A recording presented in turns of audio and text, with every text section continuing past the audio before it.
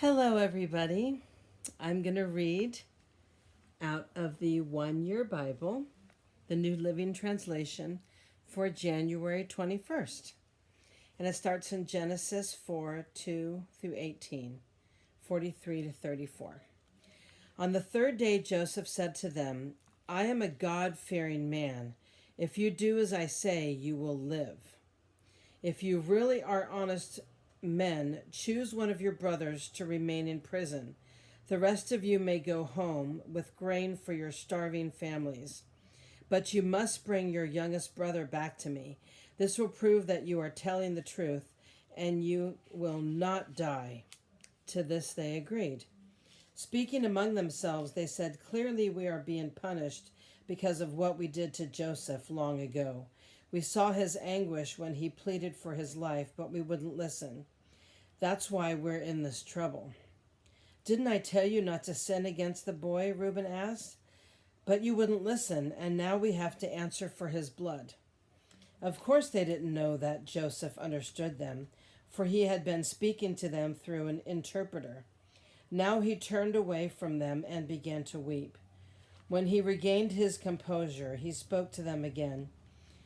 Then he chose Simeon from among them and had him tied up right before their eyes. Joseph then ordered his servants to fill the men's sacks with grain, but he also gave secret instructions to return each brother's payment at the top of his sack. He also gave them supplies for their journey home. So the brothers loaded their donkeys with the grain and headed for home. But when they stopped for the night and one of them opened his sack to get grain for his donkey, he found his money at the top of his sack. Look, he exclaimed to his brothers, my money has been returned. It's here in my sack. Then their hearts sank. Trembling, they said to each other, What has God done to us? When the brothers came to their father Jacob in the land of Canaan, they told him everything that had happened to them. The man who is governor of the land spoke very harshly to us, they told him. He accused us of being spies scouting the land. But we said, We are honest men, not spies. We are 12 brothers, sons of one father, one brother who is no longer with us, and the youngest is at home with our father in the land of Canaan. Then the man who is governor of the land told us, This is how I will find out if you are honest men. Leave one of your brothers here with me and take grain for your starving families and go home. But you must bring your younger brother back to me. Then I will know that you are honest men and not spies. Then I will give you back your brother, and you may trade freely in the land. As they emptied out their sacks, there in each man's sack was the bag of money he had paid for the grain. The brothers and their father were terrified when they saw the bag of money. Jacob exclaimed, You are robbing me of my children. Joseph is gone, Simeon is gone, and now you want to take Benjamin too? Everything is going against me. Then Reuben said to his father, You may kill my 2 sons if I don't bring Benjamin back to you. I'll be responsible for him, and I promise to bring him back. But Jacob replied, My son will not go down with you. His brother Joseph is dead, and he is all I have left. If anything should happen to him on your journey, you would send this grieving, white-haired man to his grave. I can understand that. But the phantom continued to ravage the land of Canaan. When the grain they had brought from Egypt was almost gone, Jacob said to his sons, Go back and buy us a little more food. But Judah said, The man was serious when he warned us. You won't see my face again unless your brother is with you. If you send Benjamin with us, we will go down and buy more food. But if you don't let Benjamin go, we won't go either. Remember, the man said, You won't see my face again unless your brother is with you. So why are you so cruel to me? Jacob moaned. Why did you tell me you had another brother? The man kept asking us questions about our family, they replied. He asked, Is your father still alive? Do you have another brother? So we answered his questions. How could we know he would say, Bring your brother down here? We didn't know that. Judah said to his father, Send the boy with me, and and we will be on our way. Otherwise, we will all die of starvation.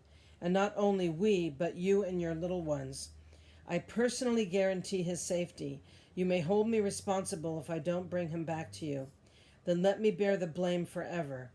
If we hadn't wasted all this time, we could have gone and returned twice by now. So their father Jacob finally said to them, if none of this can be avoided, then at least do this. Pack your bags with the best products of this land. Take them down to the man as gifts: balm, honey, gum, aromatic resin, pistachio nuts, and almonds. Also take double the money that was put back in your sacks, as it was probably somebody's mistake. Then take your brother and go back to the man. May God Almighty give you mercy as you go before the man, so that he will release Simeon and let Benjamin return. But if I must lose my children, so be it. Wow. So the men packed Jacob's gifts and doubled the money and headed off with Benjamin. When they finally arrived in Egypt and presented themselves to Joseph, when Joseph saw Benjamin with them, he said to the manager of his household, these men will eat with me this noon. Take them inside the palace. Then go slaughter an animal and prepare a big feast. So the man did as Joseph told him and took them into Joseph's palace. The brothers were terrified when they saw that they were being taken into Joseph's house. It's because of the money somebody put in our sacks last time we were here, they said. He plans to pretend that we stole it. Then he will seize us and make us slaves and take our donkeys. The brothers approached the manager of Joseph's household, and spoke to him at the entrance to the palace.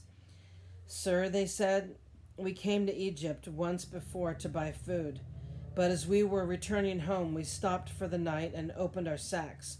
Then we discovered that each man's money, the exact amount he paid, was at the top of his sack. Here it is. We have brought it back with us. We also have additional money to buy more food.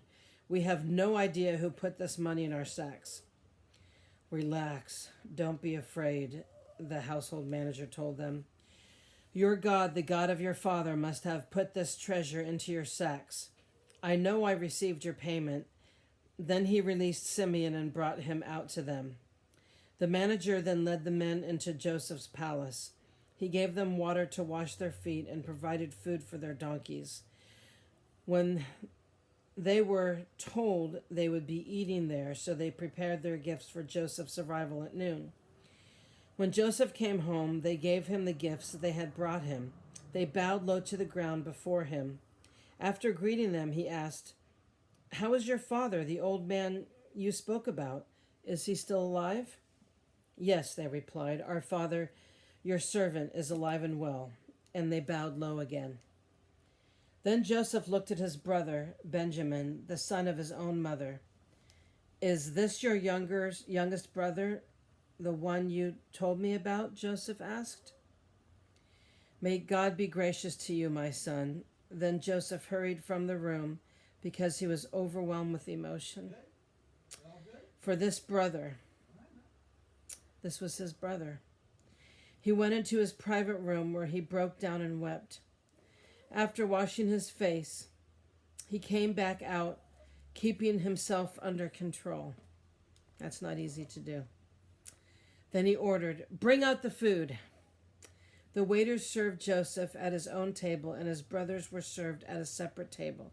The Egyptians who ate with Joseph sat at their own table, because Egyptians despise Hebrews and refuse to eat with them.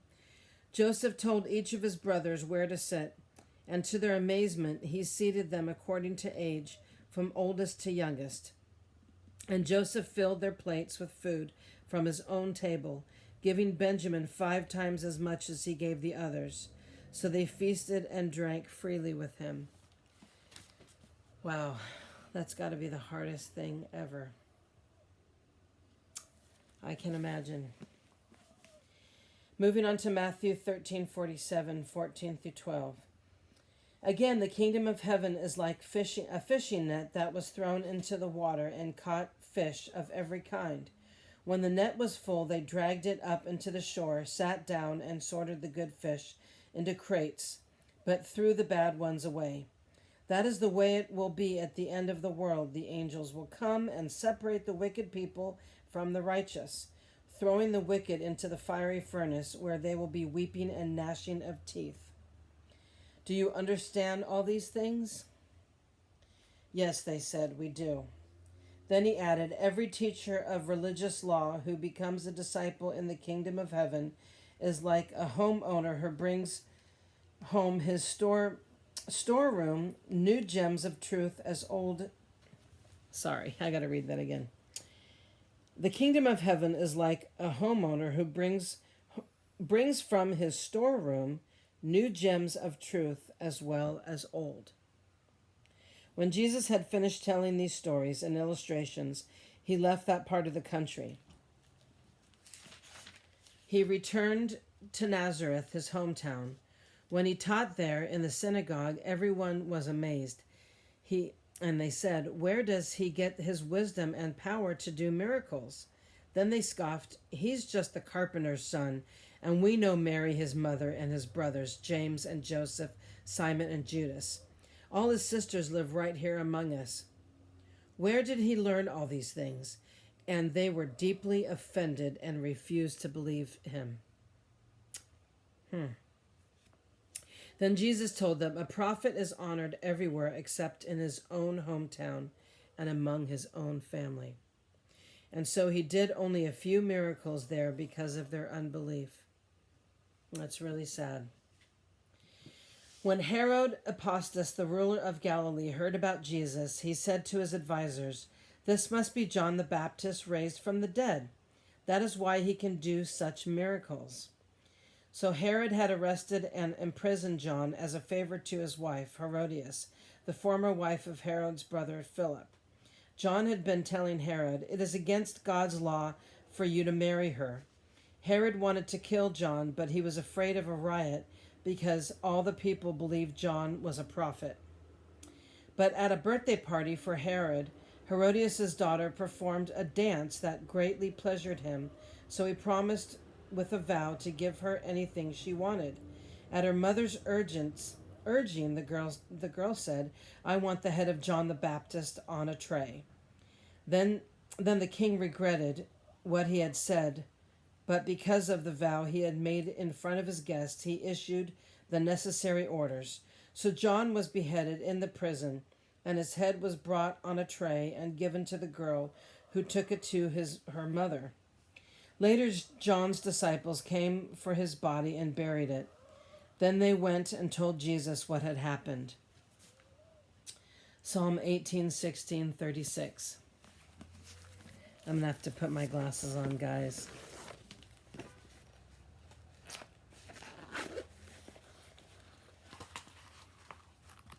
I can read better with these on sometimes.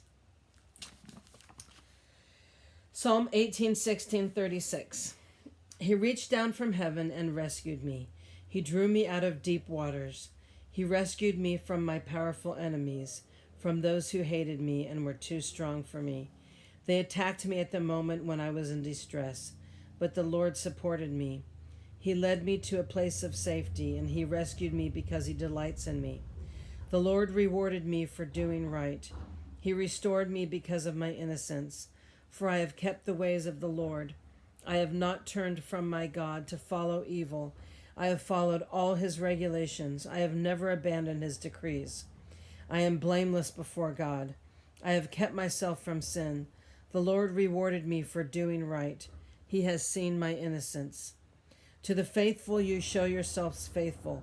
To those with integrity you show integrity. To the pure you show yourselves pure. But to the wicked you show yourselves hostile. You rescue the humble, but you humiliate the proud. You light a lamp for me. The Lord my God lights up my darkness. In your strength I can crush an army. With my God I can scale any wall. God's way is perfect. All the Lord's promises prove true. He is a shield for all who look to him for protection. For who is God except the Lord? But who our God is a solid rock. Who but our God is a solid rock? God arms me with strength, and he makes my way perfect. He makes me as sure-footed as a deer, enabling me to stand on mountain heights. He trains my hands for battle. He strengthens my arm to draw a bronze bow. You have given me your shield of victory. Your right hand supports me.